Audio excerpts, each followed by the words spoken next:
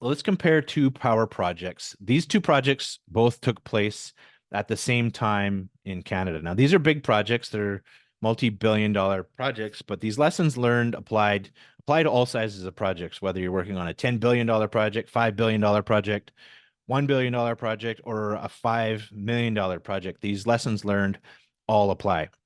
So the first project here is Bipole 3. This is an HVDC link that I was the commissioning manager for. This project was a 2,300 megawatt HVDC link in central Canada. We worked on this project between 2015 and 2018. Roughly the same time, on the eastern coast of Canada, the Labrador Island Link was being worked on. This was a 900 megawatt HVDC link in eastern Canada that took place between 2012 and 2023. And now there were lots of things wrong with this project. It actually resulted in a public inquiry in 2020, and you can read all about the public inquiry if you want. It's at muskratfallsinquiry.ca. But there's one thing that I want to highlight is the approach to integrated factory acceptance testing between these two projects and the approach to software development and testing in the factory. So this is a headline from last year from CBC on the Muskrat Falls project, the Labrador Island Link project for March of 2022. The headline says, as software struggles persist, consultant says Muskrat Falls completion is impossible to predict. So that's certainly not a good headline. I don't want to have a public media headline like that on any of my projects for sure. June of last year, software troubles blamed for 260 million Muskrat Falls cost increase. And then even just earlier this year in March, the software issues are still persisting. Newfoundland Hydro president optimistic about Muskrat Falls despite discovery of new problems. And at this point, they were still having problems with full power transfers. They were able to transfer at half power, but they couldn't get to the full 900 megawatts transfers on projects.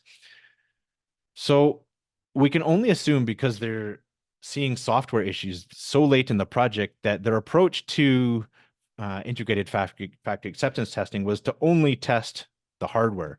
The hardware cubicles were certainly tested in the factory, but there does not appear that there was any software testing to integrate that software into the hardware. Because if that was the case, then we certainly wouldn't be seeing these public media headlines about software problems that late in the project.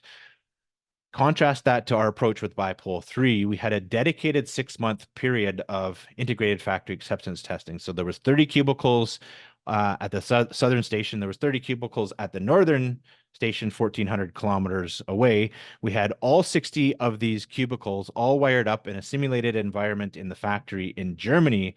And we spent that 6 months of dedicated time to test both the hardware and the software in the factory to know that those systems were going to work before they got to site. We did this all 18 months before the project in service date to take this proactive level of testing so that when these cubicles got to site, we knew that they were going to work. There was certainly lots of pressure.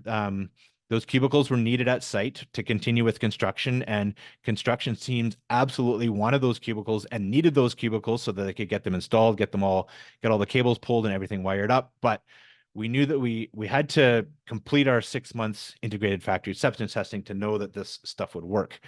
And 18 months prior, we were able to 18 months prior to the in-service date of July 1st, 2018, we were able to hit that date exactly on. We achieved our project cost and schedule objectives because of this proactive approach to testing. So this is one of the major lessons learned I took away from these two projects, is that some of these systems are fairly complex, and we need to be using more sophisticated approaches to test our systems early and test them often. Integrated factory acceptance testing being one of those key components to make sure that that takes place. We can't be integrating software of our complex systems for the first time on site.